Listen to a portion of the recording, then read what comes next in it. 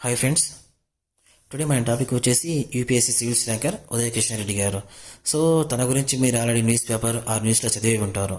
And తన గురించి చెప్పాలంటే తన పుట్టింది వచ్చేసి ఆంధ్రప్రదేశ్లోని ప్రకాశం జిల్లా సింగరాయకొండ మండలం అండ్ పల్లెపాలెం గ్రామంలో.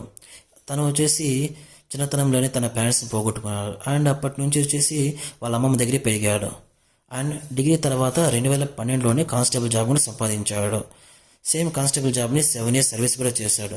బట్ ఒకరోజు వచ్చేసి సిఏ వచ్చి తనని చాలా అవమానించాడు. ఎలా అంటే తను యాజ్ ఎ పర్సనల్గా కూడా అవమానించాడు. అప్పటి నుంచి తను ఒకటే డిసైడ్ అయ్యాడు ఏమనేసి, నేను చిన్న ఉద్యోగిని కాబట్టి తను ఇలా నన్ను అవమానించాడు. ఒకవేళ నేను ఒక పెద్ద పొజిషన్లో ఉంటే ఇలా అవమానం జరిగేది కాదు కదా.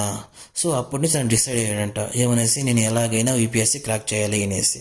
సో అప్పుడే వచ్చేసి తను కానిస్టేబుల్ జాబ్ రిజైన్ చేసేసి ఇంట్లో వచ్చి కూడా క్లియర్గా ఎక్స్ప్లెయిన్ చేస్తాడంట ఏమనేసి, సో ఇలా సిఐ నేను అవమానించాడు, సో నేను ఎలాగైనా యూపీఎస్సీ క్రాక్ చేయాలి అనేసి. సో అప్పటి నుంచి 3 times ట్రై చేసి 4th time 78 ర్యాంక్ అయితే వచ్చింది. సో తనకు వచ్చిన ర్యాంక్తో ఐఏఎస్ అండ్ ఐపీఎస్ కాకుండా ఐఆర్ఎస్ వచ్చే ఛాన్స్ అయితే అండ్ ఎక్కువగా ఉంది. సో తనని ఇంటర్వ్యూ చేసినప్పుడు తను చెప్పింది ఏమంటే, ఇలా ఎవరైతే తన సీఏ వచ్చి అవమానించాడో తన మీద ఎటువంటి రివెంజ్ కానీ ఎటువంటి కక్షసాయం కానీ అలా అతనికి గుర్తు కూడా లేదంట. సో ఇప్పటికి కూడా తను ఎలా అయినా సరే ఐఏఎస్ ఆర్ ఐపీఎస్ సాధించడానికి దాని మీదే ఫోకస్ మొత్తం పెట్టుకున్నాడంట. సో ఫ్రెండ్స్, ఇక్కడ మనం చెప్పాల్సింది ఏమంటే, సో ఎవరో మనం అవమానించారనేసి వాళ్ళ మీద కక్ష సాధింపు కాకుండా, సో వాళ్ళు అవమానించిన దాన్ని మనం ముందుకు వెళ్ళాలి, మనం అనుకున్న గోల్ని ఎలా రీచ్ అవ్వాలి అనుకుని మీరు కానీ ఫోకస్గా చేస్తే ఖచ్చితంగా మీరు అనుకునేది సాధిస్తారు.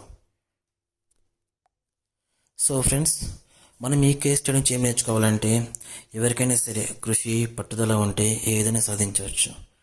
ఒకవేళ మీరు కూడా ఇలాగే ఫీల్ అయ్యింటే please like, share and please do subscribe friends. We will meet on next video. Thank you friends.